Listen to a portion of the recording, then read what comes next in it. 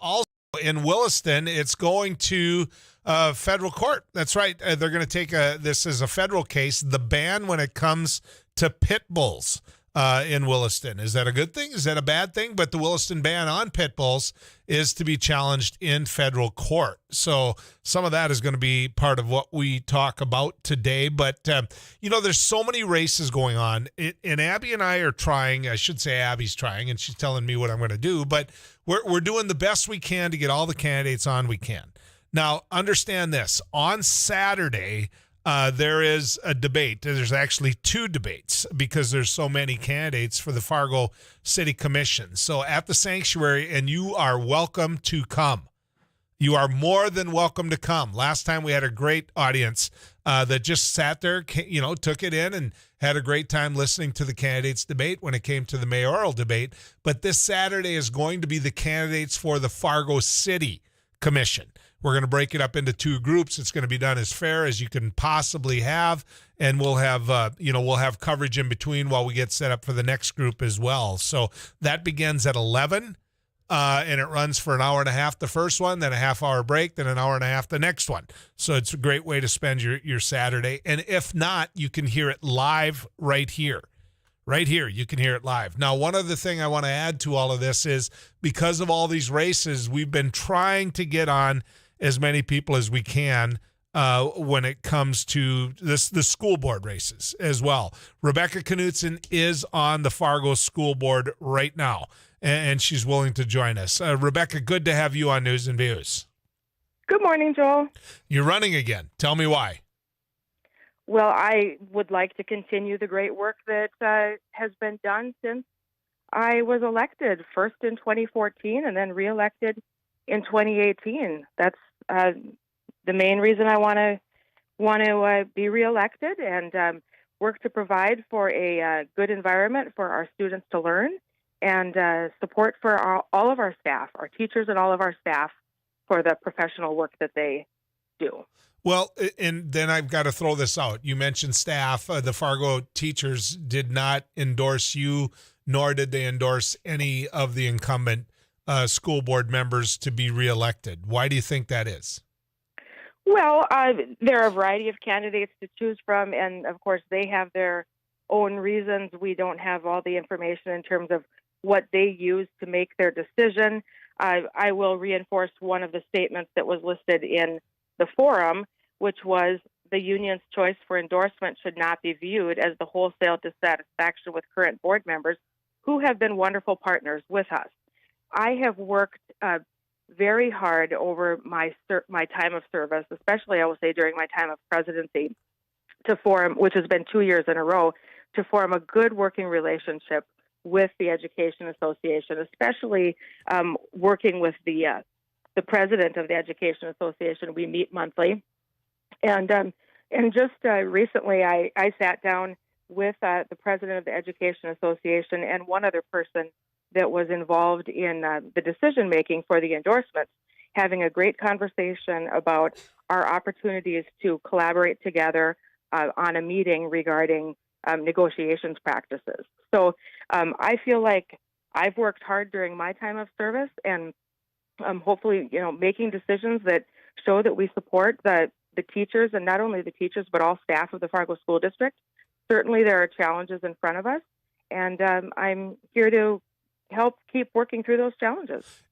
Can I ask you this? Do you think it's a bad thing when current school board members aren't endorsed by, the Teachers Association? Because technically you would be deemed as though you oversee them. And so having them say, boy, these are the ones we want, is that a good thing or is it a bad thing, I guess is what I'm asking. I think that can be looked upon either way. I don't think an endorsement hurts any candidate. There have been many times. Well, the first time I ran in 2014, I did not get the endorsement. When I ran in 2018, I received the endorsement. So it changes off and on. It's not unusual sometimes for an organization to say, hey, you know what, we want to, especially when there's a large fields of candidates, hey, we want to just, endorse all new people. So I'm not surprised about that. There are some folks that are running for office that have really, really close ties to education, where the union has endorsed them. And so, again, it's not surprising to me. I'm happy with the work that I've done with the organization. I have even heard feedback after a most recent negotiation session or series of sessions that, this time it went really well. And in fact, I heard that right from the people that have been involved in negotiating. So, Okay. and I know this isn't only about negotiations, it's about many other things. But the feedback that I've received has been pretty positive. This has been a tough time to be a school board member, in fairness to you and others, because you had to make some choices, and you had to make them based upon what the CDC and others have said. And you paid a price in the area of popularity because of that. When you're telling people you will wear a mask, or we will socially distance, or we will do this and do that, do you think that'll hurt the opportunity for reelection? I don't think so. I made my decision based on information that was provided to us by the leading health agencies. That was something that the board ultimately ended up approving, and I'm confident in that decision. There are people that were upset with that decision, and there are people that were happy about the decision because they knew they were coming to kids were coming to school. We're providing a safe work environment for them. Same thing with all of our staff. Overall, we didn't have to have large closing of schools. Kids were able to be in person learning, and I feel like we made the right decision. Okay, there are people that you're running against that attempted to recall members of the Fargo School Board. How hard is that to make sure people know the separation, the different philosophies? Anytime you're running for a job, you want to make sure that people vote for you, but you also want to make sure that they know, if they don't, who they're voting for. How hard is that, Ms. Knutson? Right. Well, and it started with an attempt to recall me. And then that didn't work because of the time frame of the election. And then it went on to, 4 others that they could recall. The recall process obviously is allowed in Century Code. I think it's a process that's probably not the best for deciding, broad-based who our leaders are. And in that case, that's an organization that was interested, or a group of individuals that was interested ultimately in making a very quick change to our school system, our school board, by deciding that they wanted, 5 people removed, almost just like that, immediately from our board. And that really doesn't allow an opportunity for citizens to be involved and, the thought processes to go through. Some of the criticism, our teachers get criticized so much by having, they're not being treated as professionals that they are, and being analyzed and being told, you don't know what's the good curriculum for our students. And part of that comes from the group that was involved in this recall. We talk about additional pressure added on to students and to staff and to teachers, and some of it comes from that group, which is very concerning to me. Our staff, our teachers have years of education, many of them master's degree level, and they're the professionals in terms of, for example, curriculum for our students. When we come back, to me, the most pressing question that I would ask any candidate for the Fargo School Board, if I were a parent, if I were a resident of the city of Fargo, the one thing I'd want to know the absolute most. There, Rebecca, you're going to have to wait and find out what I'm thinking until right after good. this. You bet.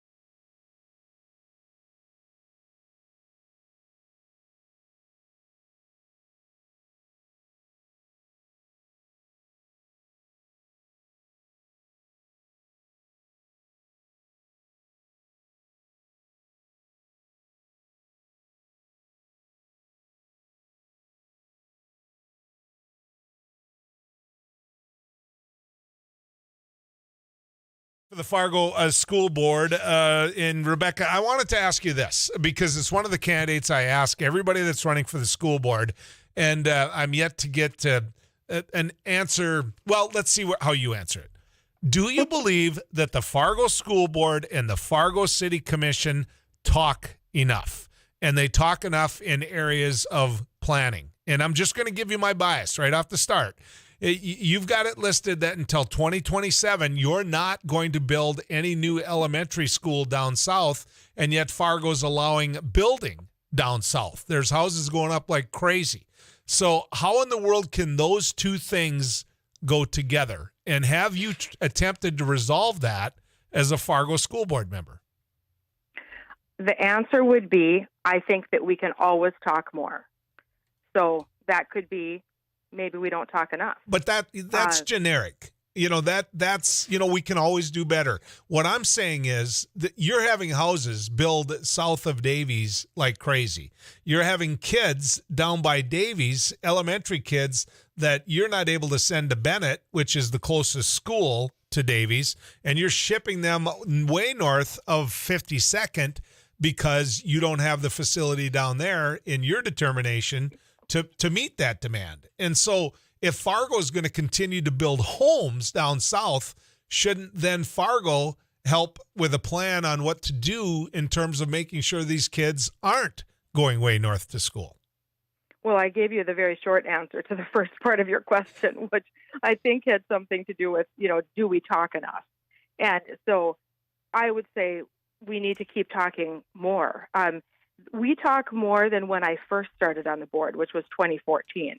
And so I based some of it on, where were we when I first started on the board and where are we now? But that doesn't mean we talk enough.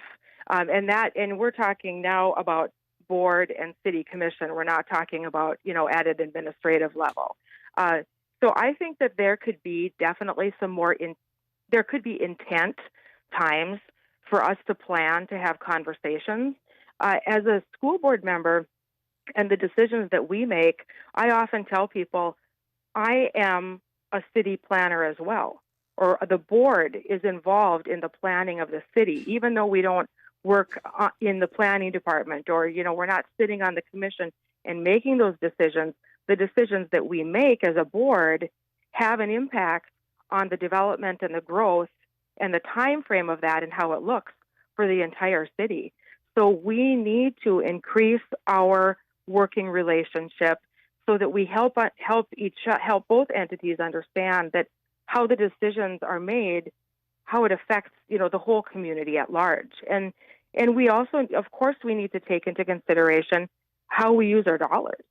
And that comes as a school board member, the responsibility of mine, and then, of course, separate as commissioners. So I feel like I would look forward to increased conversations and with intent, not just dialogue, but with intent. Okay, there's a lot of conversation, Rebecca, about mills and the fact that Fargo's taxes are A, B, or C. But the truth is you got a tax increase without having to raise the mills that you take. It's just simply by the evaluations on the homes. And so is the Fargo School Board, by seeing those increased values, are they going to take that new money and put it to work in facilities? Well, we have to take a look at that always. We need to take a look at our entire budget and figure out all of the priorities within the budget. There likely will need to be, at some point there will need to be the time to have some additional buildings put in. We've invested in our existing facilities and by making, upgrades to ventilation systems, air conditionings, some additions to schools versus building on a brand new school like that. And the Explorer Academy is an example of a real positive investment in our community. Sure. So we're going to need to take a look at, that in a broad scope. But Rebecca, you have an incredibly hard job. A school board member is one of the hardest elected jobs you can have out there. I appreciate you giving us time. I've only got 20 seconds here. Tell people where they can find your work. What is it? Social media? Where can they find out more about you? Sure. I have a website, Knutson, the number 4, schoolboard.com. Knutson, the number 4, schoolboard.com. And Rebecca Knutson for Fargo School Board is on Facebook as well. Okay. And I welcome any email or phone call from folks. They can find my contact information on my website. Okay. Thank you, Rebecca. Appreciate it. Thank you. Have a great day. Bye-bye. When we come back, who can take a slug out of a leg? We'll continue our conversation.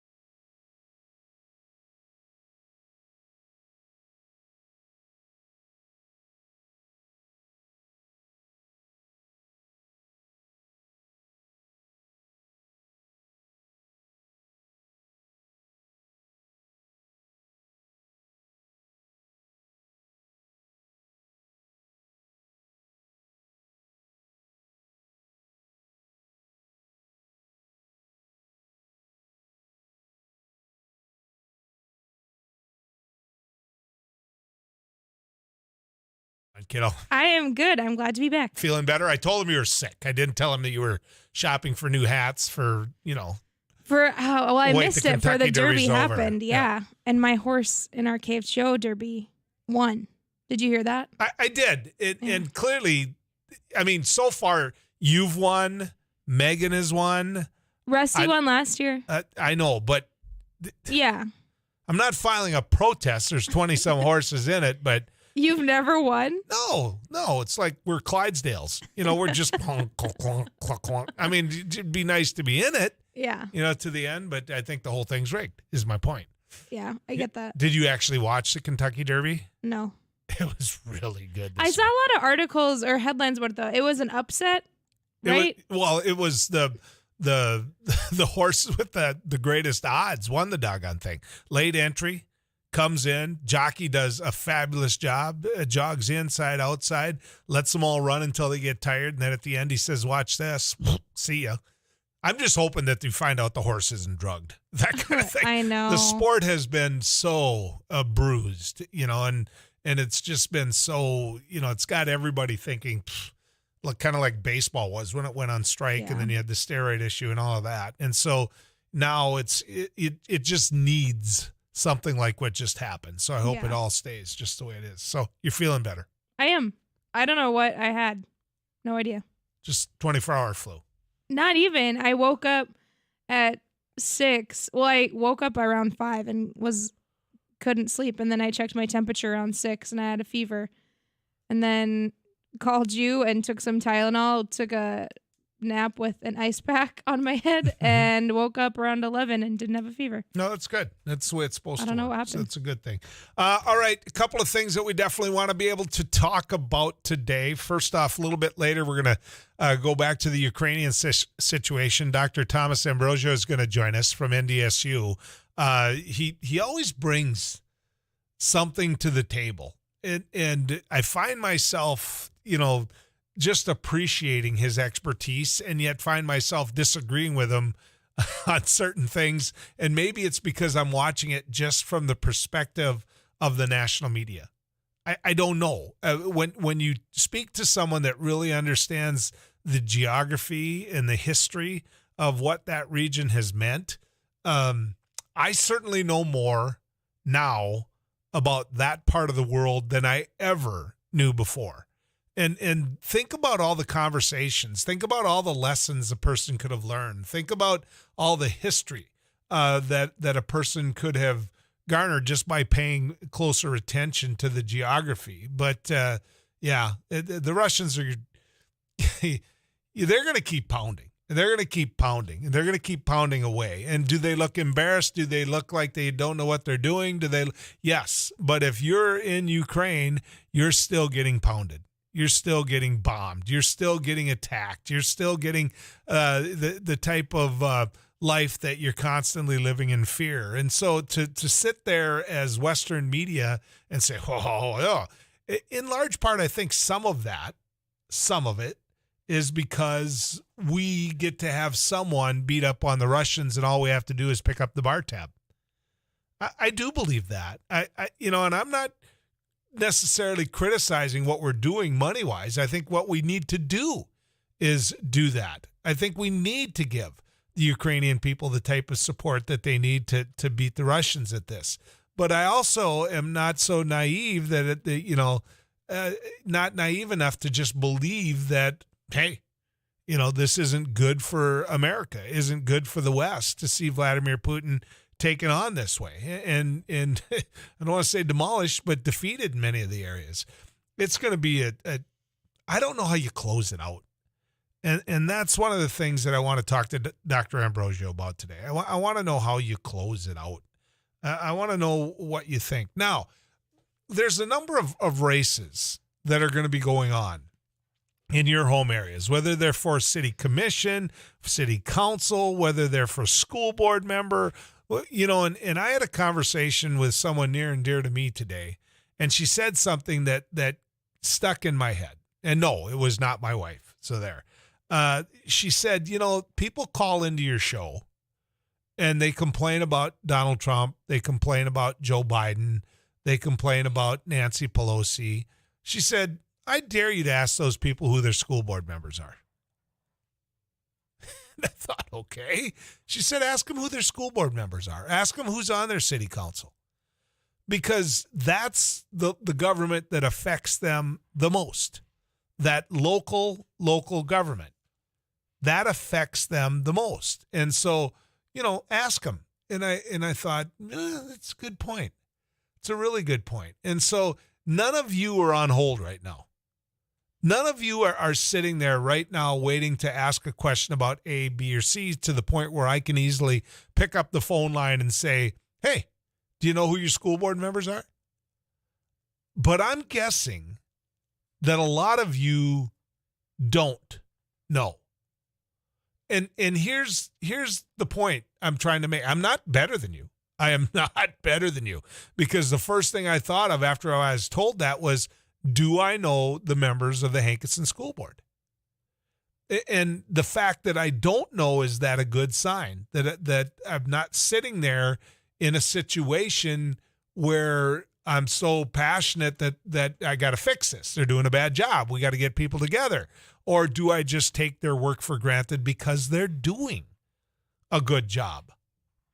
I don't know. I know that over the last couple of years, I've had two people that I would call good friends that have served on that school board. And I've been able to talk to them and hear how reasonable they are, how you might disagree about a decision here, there, or wherever, but I was glad that they were on there. I was really glad that they were on there. Are you? Let me give you an example. In the city of Fargo, there seems to be three groups of people running for the school board. Okay. And let me be stereotypical. I'm lumping some of these people all into one group, but I think to some degree it's fair. You've basically got the group of incumbents. Okay. You've got these people where if you vote for them, you know what you're going to get. I mean, this is how they govern. This is what they do. This is how they deal with administration.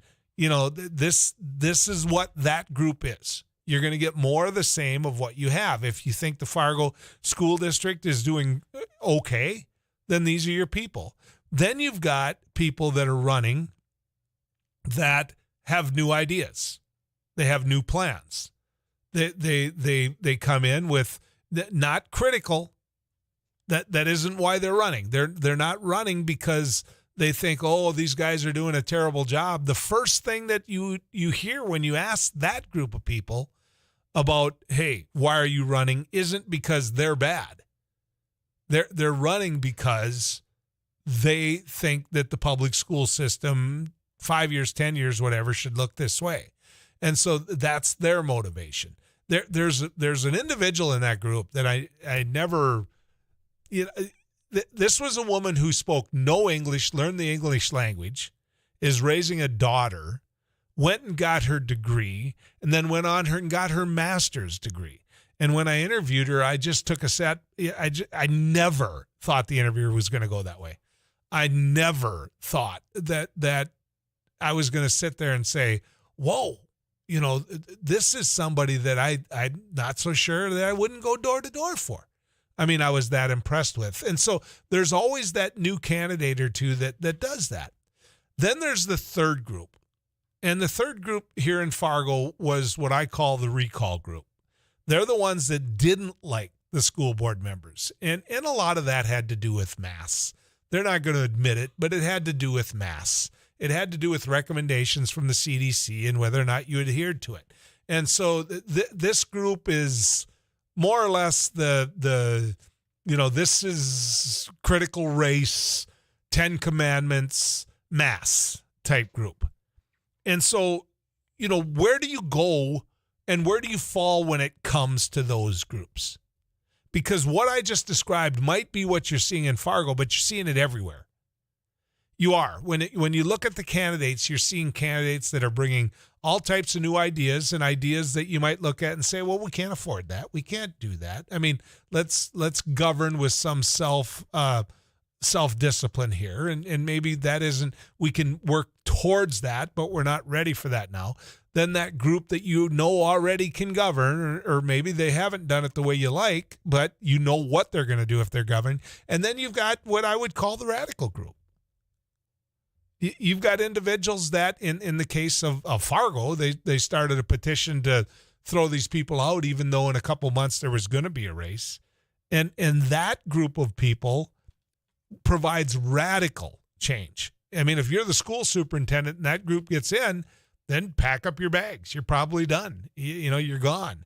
I don't know. Is that happening where you're at with your races? I mean, is it? Because to me, it's a symbol of good and bad. It's a symbol of people's passion and involvement in government. The fact that it's like, no, I'm going to, rather than just criticize, I'm going to dive in, which that group that's all about the recall, you know what? You can criticize them all you want, but their name's on the ballot. They're giving you that option, and I respect that. And then the bad side of it is it symbolic of how divided as a nation we are? That people bring their personal beliefs into what is supposed to be an education process where, look, 3.14 isn't going to change. That's pi. Okay. So I don't know. I'm really curious what you think about that. 1-800-880-5346. Let's head to the Weather Cave and visit with Too Tall Tom. Tom?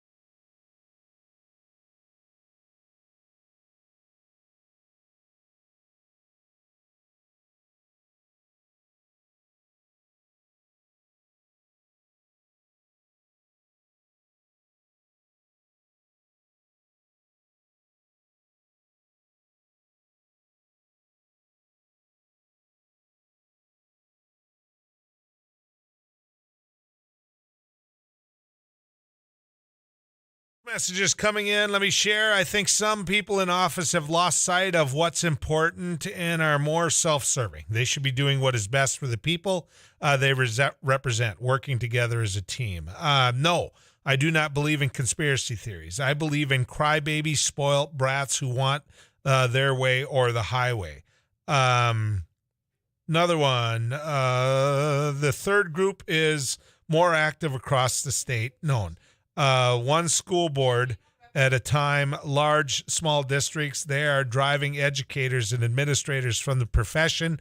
I fear for our schools. I fear for our children's education. It's hard to keep up the energy and fight these guys, but we must. Ditto. Count me in with that one. I'm all in with that one. Jim, you're on News and Views. Go ahead, Jim. Hi, Joe. Hello. Say, on these school boards, one thing that really sticks out to me is if you're on a school board and you don't have kids in the school system, my question is, why are you on the school board? My answer is, you've got an agenda. There's some reason you're on that school board, and it could be an agenda. Now, you can go look at other, like, the city commission. Tell me John Strand doesn't have an agenda, or like Preston doesn't have an agenda, Tony Gehrig doesn't have an agenda. They have agendas. If you're on a school board, you can have an agenda, and it's not always so good. And I'll give you an example. Okay, recently, in fact, it was just last night, parents were up in arms in Rhode Island with their school board there because of equity and inclusion. They decided to remove honors courses for students, which would affect like scholarships and excelling as far as their grades go, because it made the kids who were below average or average just not feel so good. Okay, that's equity and inclusion gone array. And then we have that in the Fargo school system now. Now, you tell me the guy in the Fargo school system who won't stand for the Pledge of Allegiance, he doesn't have an agenda? Come on. There's stuff that goes on that needs to be addressed. And I'm glad these people are running against the school board, because too many of them have been on it for too long. They're stale. Their ideas are stale. They don't have anything new, and they do have an agenda. Okay, so let me push back on some of that, Jim. The individuals on the Fargo school board that pushed for and demanded that they do even recite the Pledge of Allegiance, did they have an agenda? Yeah, they had a pro-American agenda for our country. So, but my point is that's an agenda, right? I mean, they wanted to put people in a position where if they didn't feel as though that was something that they wanted to do, they still had to do it, right? No different than we've seen at games where people knelt at the national anthem or issues like that. I'm not picking a side in it, Jim. That isn't my point. But you're sitting there talking about an agenda, and what I'm saying is I don't know anyone who ever ran for any public office that doesn't have an agenda, ever. I understand that. The thing is, I'll give you that well played as far as the standing for the Pledge of Allegiance, but you're supposed to be there for the kids.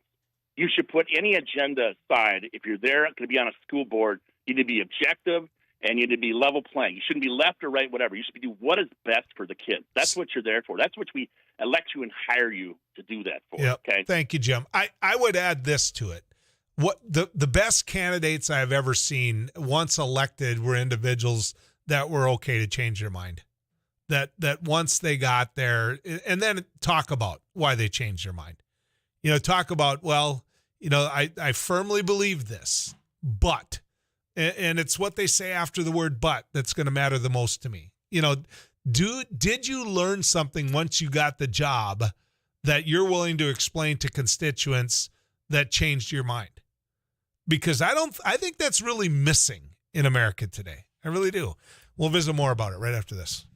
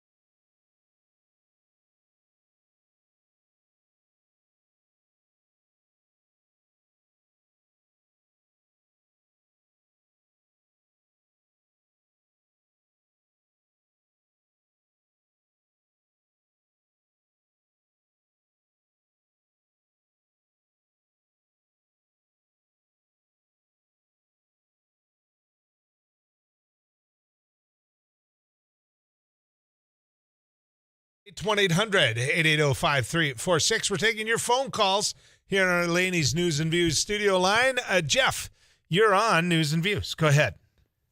Good morning. Like everybody else, I make decisions for a variety of reasons. When I decided I was going to join the military and serve a hitch, part of that was to defend the rights of our country. And one of those rights is the right to stand or not stand for the national anthem, to recite the pledge or not recite the pledge. And as somebody who served, I served so people can make their own decisions. And I think it's just wrong when people say, you have to do this, you have to do that. That's not what America is supposed to be all about. Jeff, I want to say this to you. First off, thanks for your service. Second off, thank you for what you just said. I agree with you wholeheartedly. I say the Pledge of Allegiance. I stand for the national anthem. I sing it, and the person next to me is in pain because I sing it. But if the person next to me was sitting during it, that's their business. That is their business. Well, I'm not going to do that. I think people like you defended the right for them to do that. And so if they want to kneel during the national anthem, I think they're foolish. I think they're wrong, but that's their choice. They can go ahead and do that. That's what living in a free country is all about. So I really appreciate what you just said, Jeff. All right, let's get to 237-5948, 1-800-880-5346. Let's get to Jimmy. Jimmy, you're on News and Views. Yeah, Joel, I think you're the biggest dope on the radio, a North Dakota Nazi. All right. How come, Jimmy?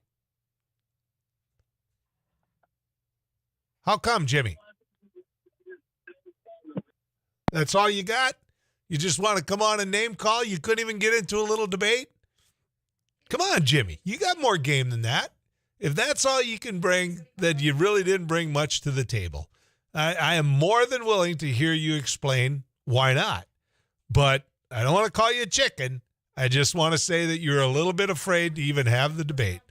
237-5948, 1-800-880-5346. Lucas, you're on News and Views. Go ahead. Yeah, good morning, Joel. Morning to you. I got a hypothetical here. I'm going to bet my bottom dollar that in the House of Representatives is a right-wing whack job that has a bill that they want to get a vote on, banning all abortion in all cases. Do you agree with me? Oh, there will be. It'll be pushed now that they know they have a Supreme Court ruling that won't undermine it. It'll be pushed. Yeah. Okay. So I say let's bring it in the House up for a vote. Let's get them on the record. Let's see the right-wing whack jobs, vote for this thing, and then send it to the Senate, and let's get the 60 votes to have a discussion. Let's get closer, and let's make those senators discuss why they're for this. Get them on the record. We know it's not going to get passed. Yeah. Because we got the White House. Let me ask you this, Lucas. If you did vote on it, let's say you vote on it in the Senate, like Chuck Schumer said they're going to, that they're going to vote on whether or not they would, instead of worrying about Roe, they would codify into law federally that a woman has a right to choose. And you don't pass it. If you're Chuck Schumer and you don't have the 50 votes to pass it, or 51, I should say, what have you done to the cause of it? Well, I think what Schumer's doing, and that you're not having a discussion. If they don't have, if they can't get the 60 votes for cloture, then they don't have even the discussion on the Senate floor. If they were going to do that, I'd have no problem. But there is probably enough Republican senators to vote to ban it outright, and then have enough Democratic senators. Okay, let's have a discussion, and let's see how extreme you guys are. Let the country see how extreme these whack jobs are. Okay. Thank you, Lucas. Thanks for the call. I know there's many people that agree with him on it. I think that what you're going to find out that is going to kind of peel back that onion a little bit is you're going to see how extreme some of these folks are that now have the day, that now are able to say, all right, we're empowered to do this. And if, in fact, and they will, they'll pass it. I mean, when you have people like the governor of Mississippi saying what he's saying about contraceptives, when you have state legislators, and I don't know why I'm choosing Mississippi, but you've got a governor in North Dakota that many people in his life in the past have pointed out his position when it comes to birth control. And it's clearly different today than what has been pointed out to me in the past, right? But it's politically popular now. So if you thrust a bill on someone's desk that is like a flag and they just wave in the wind, right? There's no core belief there that they're willing to debate. Then as a legislature, you push that agenda. In North Dakota, we have a very, very conservative agenda. And somebody pushes a bill through that says as a teenager, you cannot have birth control. It would get signed. It would become law. I mean, think about it in terms of that many people, because of their religious convictions, don't believe in birth control. The Catholic Church doesn't believe in birth control in the form of the pill. I mean, they're on record, ladies and gentlemen. That's what they believe. They don't believe that women should be allowed to take birth control. Now, where it's going to happen, going back to what was just said by our previous caller, it's going to happen. You're going to see legislation introduced, and it's going to be two-pronged. It's going to be because some of them believe it. They believe that you shouldn't be allowed to use birth control, that it's against God's wishes. They believe that, that you shouldn't be allowed to use, other, I'm forgetting the acronym, IUDs and birth control methods like that. There are other people who, we can go down the whole list, but in your mind right now, you've got the image of what I'm talking about. And they're done fighting over whether or not on a federal level abortion should be banned. So the federal government didn't do anything in terms of saying abortion is completely illegal because it's murder. What they're doing is they're saying we're going to kick it back to the states and let them do the dirty work on it, which to me is, I think it's completely ridiculous for those individuals that have been going out there saying that it's murder, it's illegal, it should be gone. Okay, but we're okay with it as long as we can ban it in our state. It's a federal issue. Or it's not a federal issue. I mean, there's been all of those type of debates. What if it's a local control issue as a state legislature? What if your county commission then said abortion is legal in our county? Then it's not a local governmental issue, right? Then it's no. We as a state make the policy. But before I just said the feds shouldn't get to make that because I don't like what they said. That's the hypocrisy. That's what I'm trying to point out when it comes to all of this. And there will be legislation introduced in large part because they believe it. And the second part is it makes money. Don't kid yourself. It makes money. This has been the golden goose for the Republican Party for years. You'd get up and you'd say, I'm pro-life, donate to me. Okay, well, because of my religious convictions or what I personally believe, that's my guy. That's my gal. I'm going to donate to them. Well, problem solved, right? You've overturned Roe v. Wade. And you're sitting there going, okay, we caught a lion by the tail here. I mean, we caught a lion. People are motivated. They're mad. They're going to get after it. They didn't think this would ever get overturned, but now we won. We got it overturned. And so we've got a bunch of the electorate out there really mad. And a lot of them vote. And these were women, quite frankly, suburban women, that we were starting to convince to vote Republican. And if you look at the poll numbers, we were about to completely kick butt in this next election Now, the truth is, in off-year elections, the party in power loses. They do. And so they're still going to kick butt. But the extent is, how bad are they going to win senatorial races in Ohio and Pennsylvania? Because what's going to be portrayed, and quite accurately, is an extreme point of view. And what you're going to find, I believe, is that those suburban women are going to look at the Republican Party and say, well, they just took a right away that I had, whether I'm Democrat or Republican, that we've been able to take for granted for years.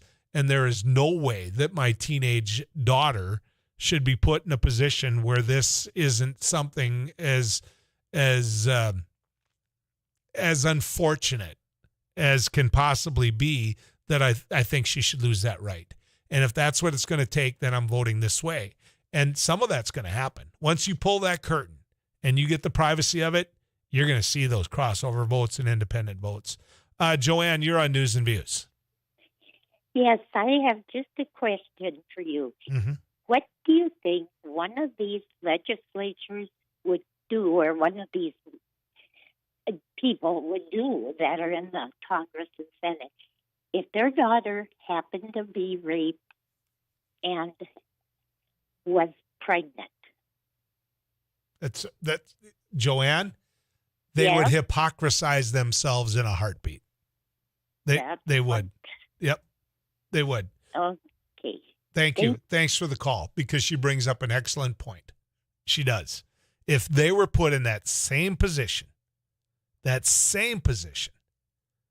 there is no way, if it was for the life of the mother or a rape, that they would be sitting there saying this isn't an option that shouldn't be available. We shouldn't be able to use this. They would be hypocrites, Joanne. Let's get to the Weather Cave and visit with Too Tall Tom and find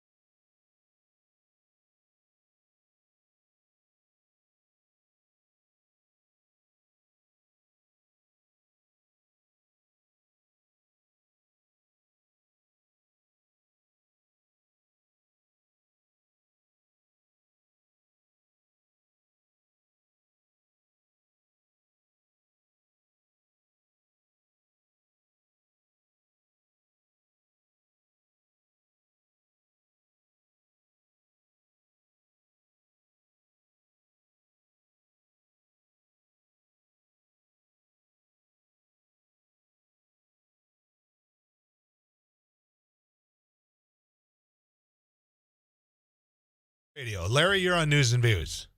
Yeah, Joe, I've been listening to your abortion thing, and you always say that, they'll come after birth control next and so on and so forth. And I totally agree with you.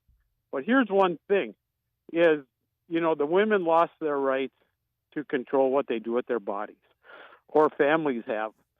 I would, it may be slightly off topic, but the thing is how about these gun nuts that would, end their gun rights? If you know what I mean, there's kind of a scenario there where they're the same. They complain about we're going to lose our gun rights, but yet they'll take women's rights away. I don't know how that correlates in the Republican Party, but I think you might know where I'm going with it. Yeah, I do, Larry. Thanks for the call, Larry. I think what he's talking about is just basic rights that you see for in your Constitution or you see anywhere. Yesterday, somebody sent me this, and it's been making the rounds. I get it. I wrote about it, and Abby will be publishing that pretty soon. But here was the argument somebody made about rights. Now, let's talk about the rights between a woman and a man, right? So you have a woman that has had random sex over the course of the year with 100 men, okay? She can only get pregnant and bring to full term one pregnancy. One, okay? I mean, that's all she can. Now let's talk about a man that has random sex with 100 women over the course of that same year. How many pregnancies can he be responsible for in the course of that year? I think you know the number. I mean, potentially he could be responsible for 100 pregnancies. Now, if you don't think that there isn't a double standard when it comes to this, about who's responsible for that child, about who is to blame for the fact that we're in that situation, whether it's the man or the woman. Ask yourself this. When I told you that a woman had random sex with 100 men over the course of a year, what did you think about her? I mean, what did you think about her? What did you think that she was as a human being?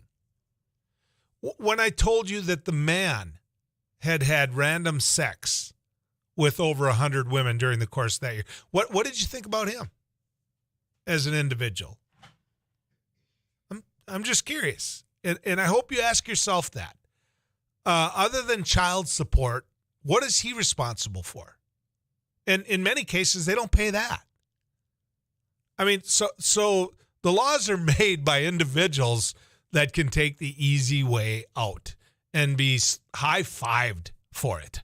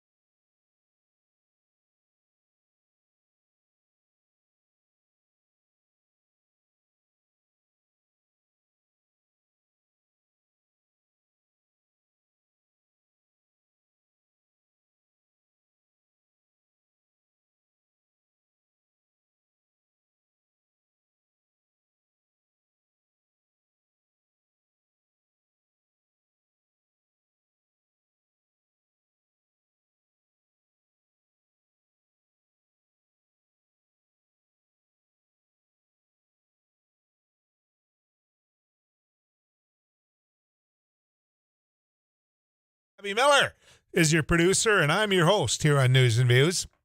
I'm Joel Heitkamp, and we're taking your calls, as always, here on our Laney's News and Views studio line. But Dr. Thomas Ambrosio is a instructor and a professor at North Dakota State University, and he's one of our go-to guys when it comes to the expertise of the region of Ukraine. And I like touching base with him, seeing how he thinks this is going. Vladimir Putin gave a speech that was far shorter on their victory day than had ever been before. And there seems to be this belief at times that the Russian people are changing their mind, and yet it never seems to happen. And so I wanted to talk to the doctor about that. Thomas, good to have you back on News and Views, sir.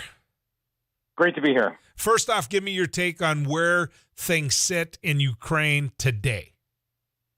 Well, right now we are settling into a grind. Mariupol, which is is going to kind of go down in almost legend at this point. The city in the south has fallen. I guess there's still some last holdouts in the steel plant, but ultimately that part of the conflict is done. So the conflict in southern and southeastern Ukraine is done at this point. The Russians were not able to push to the west.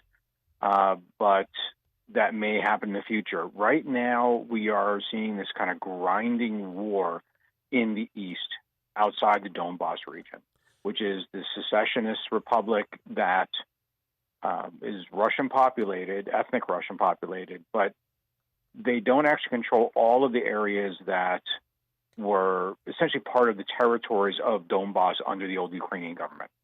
So it seems right now what the Russians are trying to do is push so that they can secure all of those areas.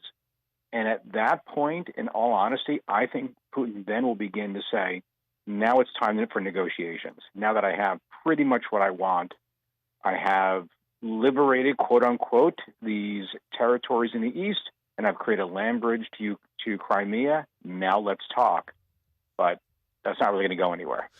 Dr. Ambrosio, can you see any scenario, you as a man of logic and as a man of education, can you see any scenario where any debate made by Vladimir Putin or the Russian government would justify anything that they've done? And I say this not to put you on the spot as much as what it always goes back in my mind after we talk about certain regions, that these regions were populated mostly by people of Russian heritage and Russians. And so is this war in any way justified? Well, the Russians would see it as justified. And Vladimir Putin's told us and has been telling us why or how he could justify this. I think it's better not to think about justifications because ultimately those are in the eye of the beholder. Because we have to understand where the other side is coming from. Legally, there's no justification for it. Morally, you could argue there's no justification for it. But I think for Vladimir Putin as well as the Russian people, that this war is justified. And again, Putin laid it out yesterday in his Victory Day parade speech why they had to do this in their eyes. So I think it's better to think of it in terms of explaining why they felt the need to do this. And I am convinced that Vladimir Putin felt he did need to do this at a certain point. And now he's obviously exaggerated the concerns, but the way he laid things out, he has a reason for doing this. Okay. Let me ask this. You said that he's going to be reaching that point where, he's going to go to negotiations. Do you feel that's because of military loss, or do you think that it's because of how the world is treating Russia's economy, or what do you think is going to drive him to that? I think it's going to be a military loss, but also in order to reverse this, Vladimir Putin would have to call for essentially a general mobilization, bring the people up to a war footing.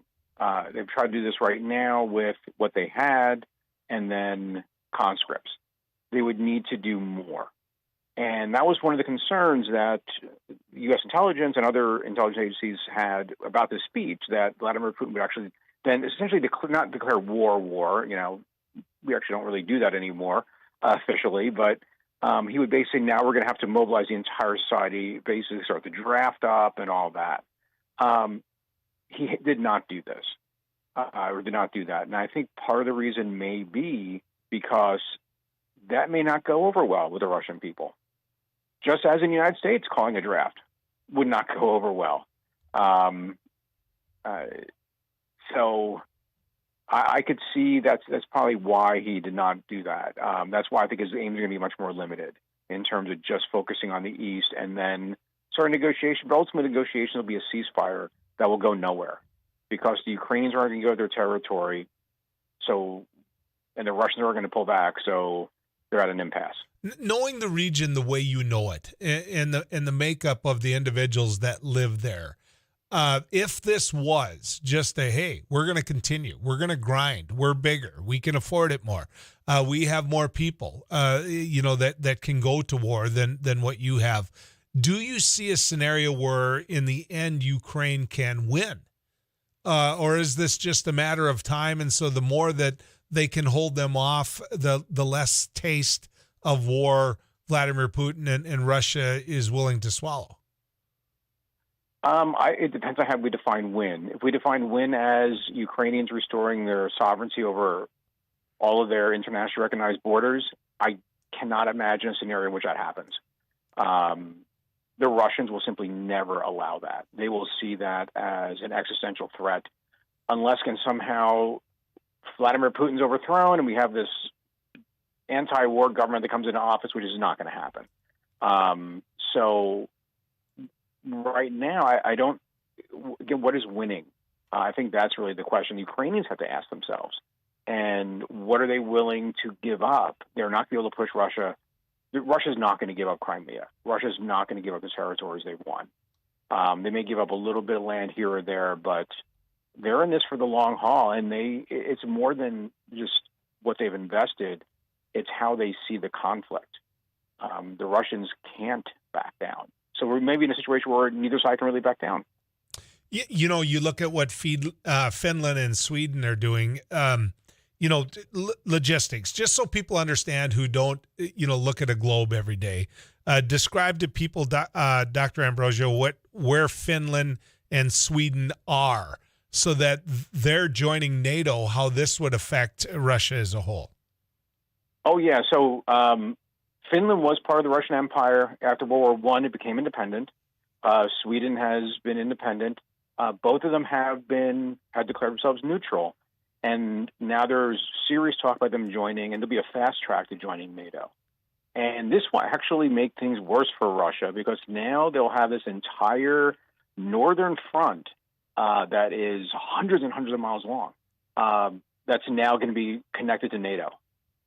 So the amount of border that they will have between themselves and NATO will increase exponentially.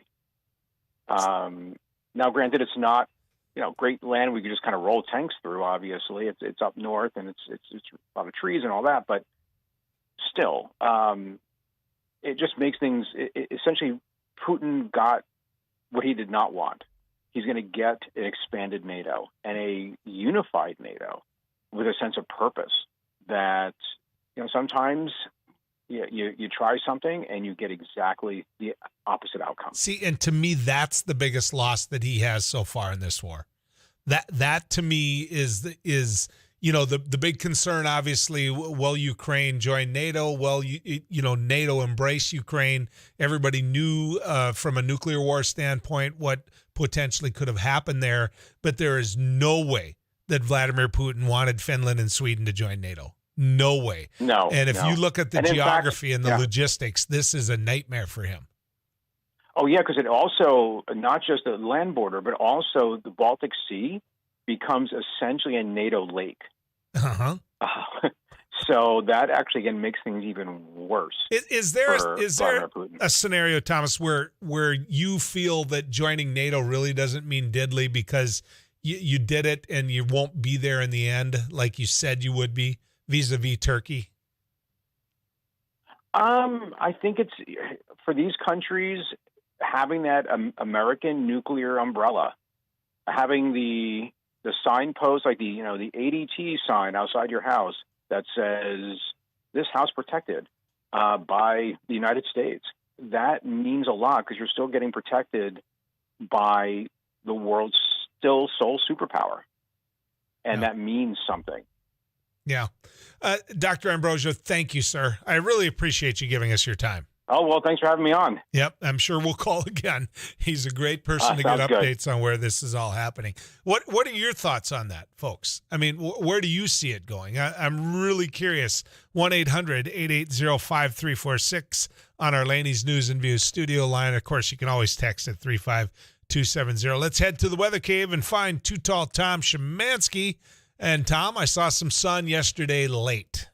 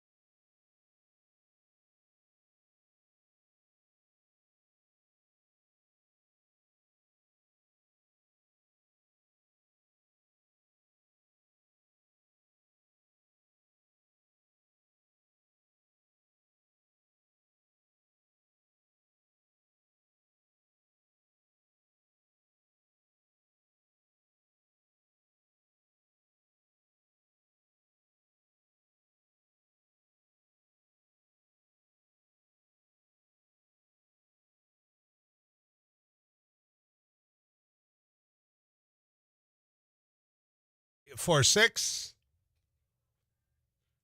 I can lip sync this whole song. I probably could. I learned It'd be this in high close. school. I could.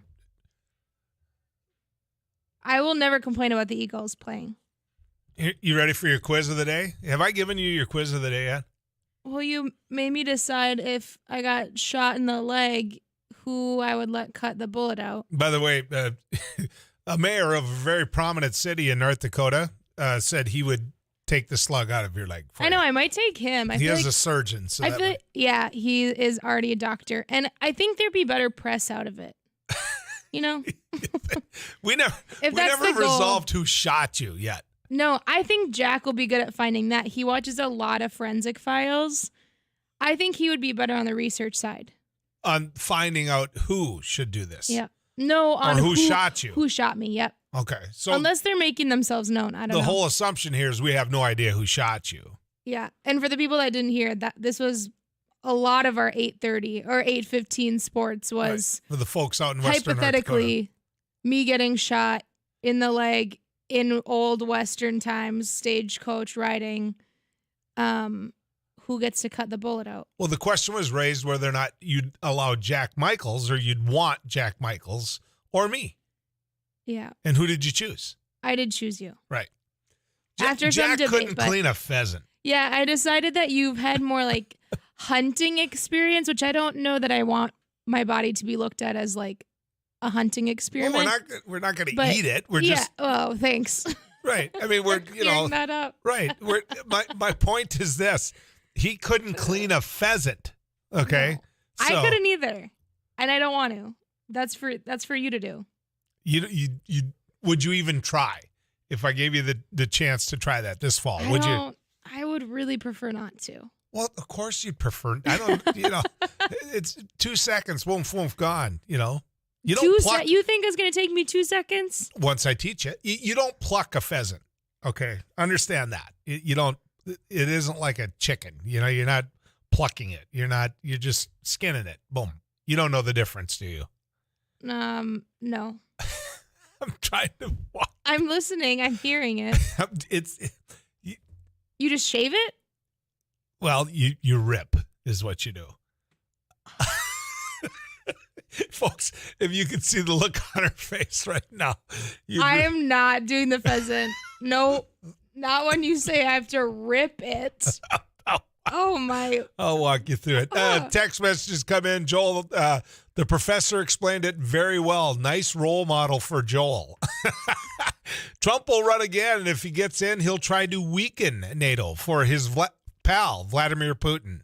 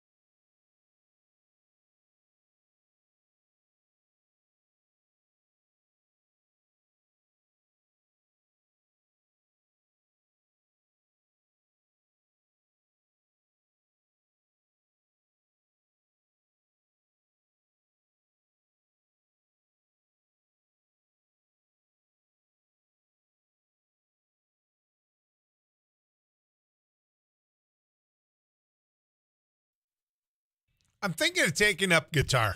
How do you think I'll do? Not well. Why would you say that? I mean, why? I don't know. I just think that you're past your prime of learning a new instrument. My prime? Yeah. I don't think anything that begins with "you're past your prime" is a good thing to ever say to an older gentleman. When your finger, let's see, how many fingers have I had busted? This one's been broke. That one's You been can only broke. bend your fingers so much, too. Yeah, there is that. Chunk of my wrist, I can only bend it that, not very far. You can see it if you watch us on YouTube, by the way. The we are live on arthritis. Is it arthritis? Yes. Yeah. It's arthritis. Have you ever heard of arthritis dripping? That sounds gross. It is gross. And so there's such arthritis in my hand that it's when it rubs, I collect fluid in my wrist. Now that's when you know you're busted up. Yep. Right? Yeah, I don't think guitar's for you. Yeah, maybe not. But Maybe drums. How about air? Oh, I could do drums. Yeah. See, I think I could play guitar if it was bass. I've got a good sense of rhythm. The bump. Yep. Bump. You do. Yeah. I could do that. But you'd still have to hold the guitar and play it. Yeah. I think that would be the difficult guitar part. strap is for. Right? Isn't that what that's all about? Yeah. Joel, ageism is real. Another one, you've passed any prime years ago, Mike. See, are you happy now? Thank you, Mike. Look what you just started. Look. Now, I got a question. I'm going to be heading up to Williston tomorrow. I'll get a chance to talk economic development and all the great work they're doing, get a chance to go to Williston State. And you want to talk about a college that gets the job done. I mean, that university is amazing, absolutely amazing. Did you know that if you live in one of, I think it's like 13 counties. I don't know the number of counties. I'll make sure I get it out when I get up to Williston. But did you know that you get free tuition? No. Yeah, Wow. it's paid for. You want to talk about people that believe in higher education. I mean, it's absolutely fabulous. But I did see a news report today, and it said, but I don't want to get this wrong and then get in trouble. But it said that the city of Williston is being sued federally. And this came out of, I want to give credit where credit is due. This comes out of the Williston Herald. But it says that they're being sued federally, or it's going to be challenged in federal court because they banned pit bulls in Williston. So if you were on a city council, Abby, would you ever ban pit bulls? No. I would not.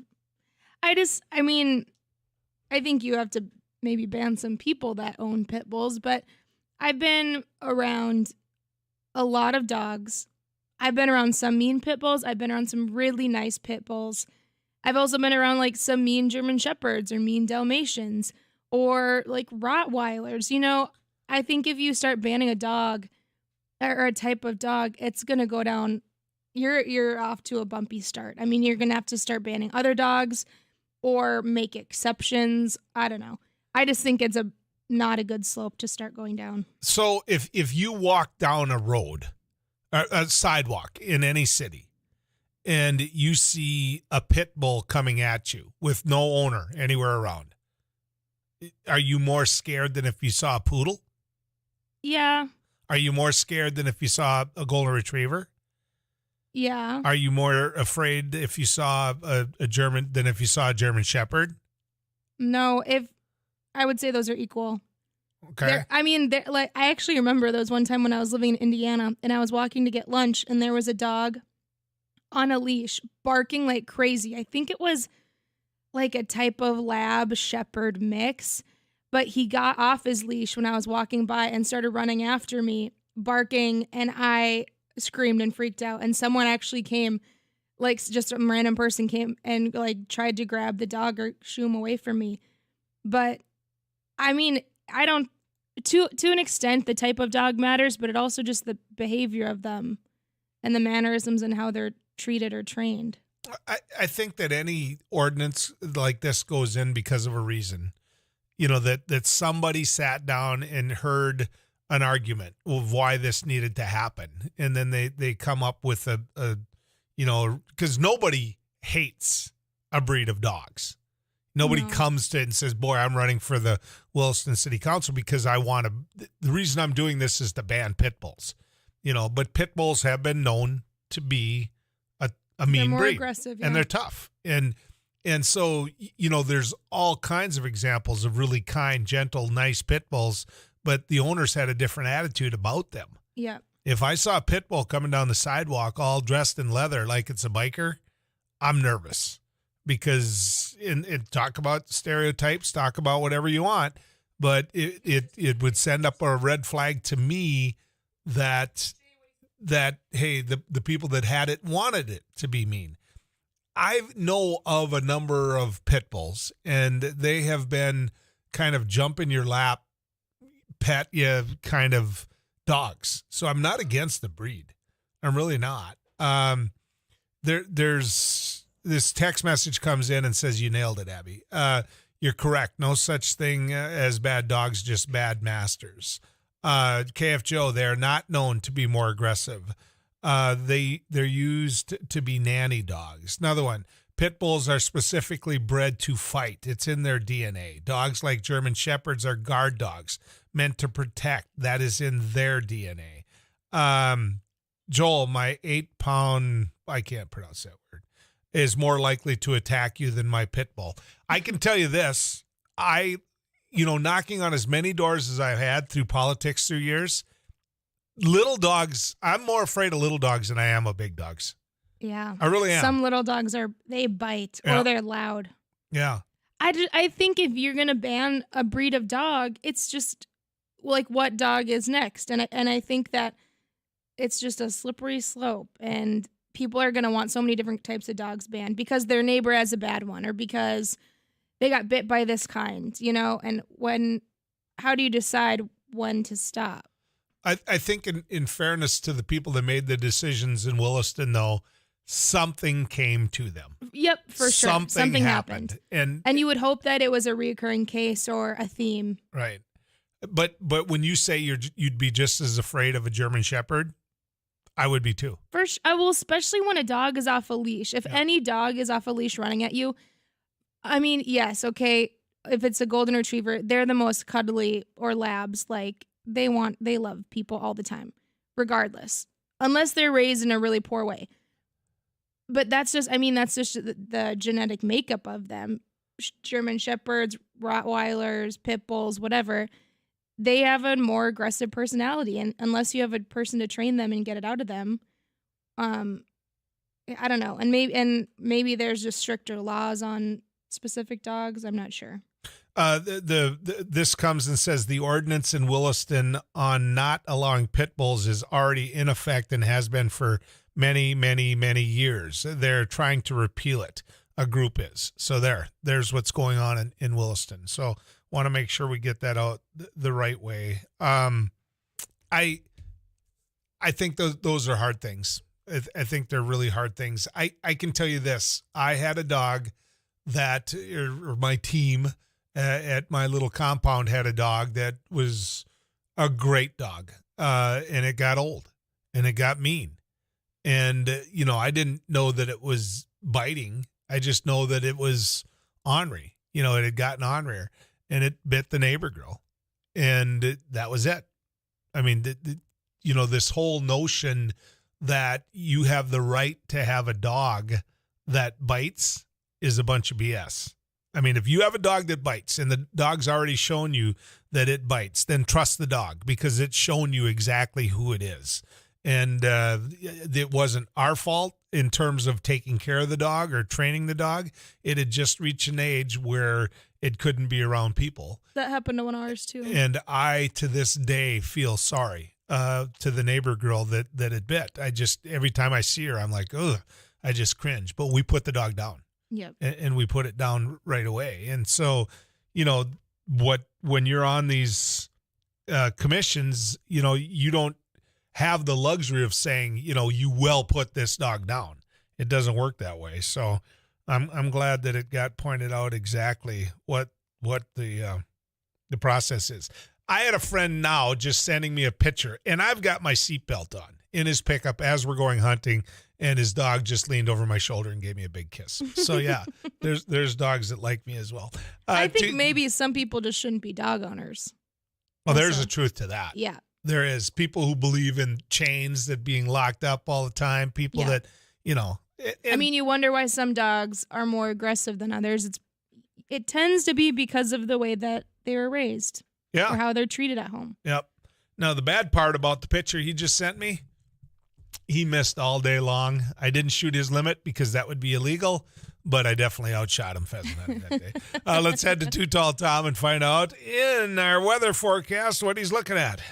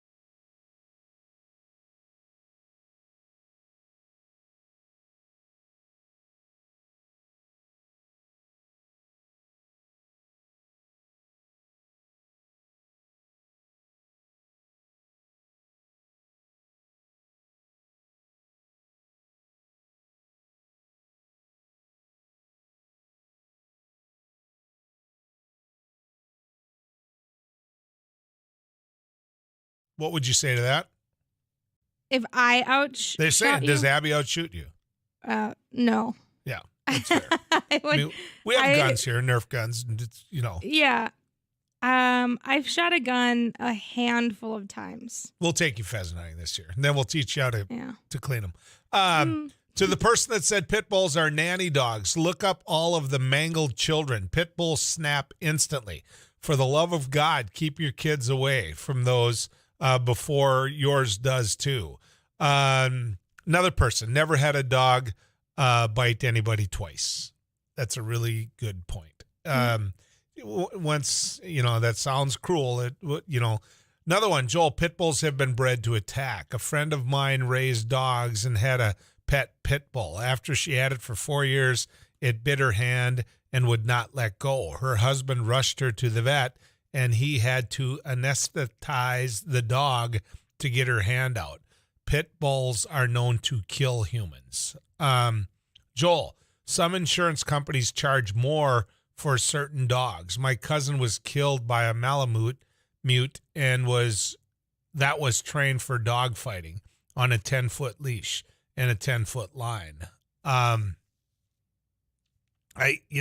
Joel, they do not have a more aggressive personality than we have to train out of them. It's the opposite. They're lovely until they're mistreated and then get aggressive.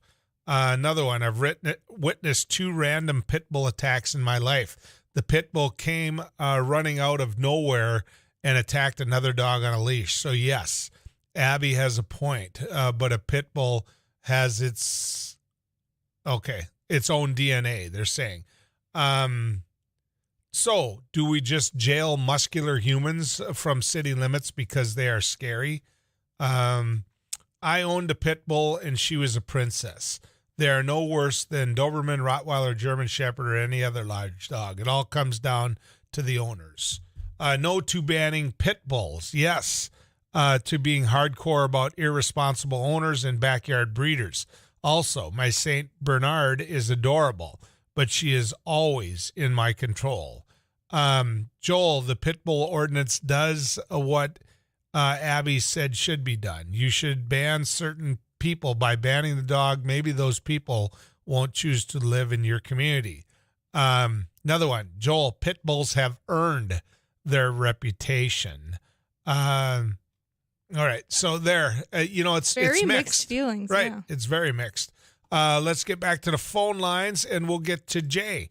Jay, you're on News and Views. Yeah. A few days ago or a week ago, you were talking about how could the Republicans have changed and come to supporting a man like Putin. And they're not all Republicans, but too many of them. And I might not have exactly an answer, but I've noticed, too, that back from the days of supporting a good president like Eisenhower, they have changed. They had Nixon for a president, and, well, at least he resigned. I'll give him credit for that. He set a good example that no president since have followed when they became scandal-ridden like Nixon. Well, the Republicans gradually accept this corruption and make excuses for it habitually. And they've become brainwashed, a brainwashed party of poorly educated and poorly informed derelicts, hillbillies and Confederates. Okay, I get your point, Jay, the point you're trying to make. I don't know if I agree with it totally. We're going to find out a lot about the Republican Party today. The former president of the United States, Donald Trump, has been crisscrossing the nation, campaigning and advocating for candidates that he has endorsed. He endorsed this candidate for governor in Nebraska. And that candidate is running against 2 others. I forget what the candidate's name is that I want to put a red flag up to you to take a look at. I think you're talking about He sells Herbster. bull semen. The one that Herbster. The one that Trump is endorsing is Herbster. He's made, he's a billionaire selling in the livestock industry and selling bull semen. I know he's put like $11 million of his own dollars into that campaign. Exactly, which is nothing to him. It's like you saying you put $11 into your campaign. I always get a kick out of people saying put $11 million into it. $11 million to him. You know, you got Elon Musk who's putting what, 50 billion into having a toy for himself. Yeah. I mean, come on. He's not doing it to make money. It's just they have that much money. That being said, this gentleman has been, I suppose accused is the right way of putting it, of groping 8 different women, right? Yep. One being a state senator. Yep. Yeah. And now he's trying to sue her. Yeah. So we'll find out. See you tomorrow in Williston, folks. Good riding with you.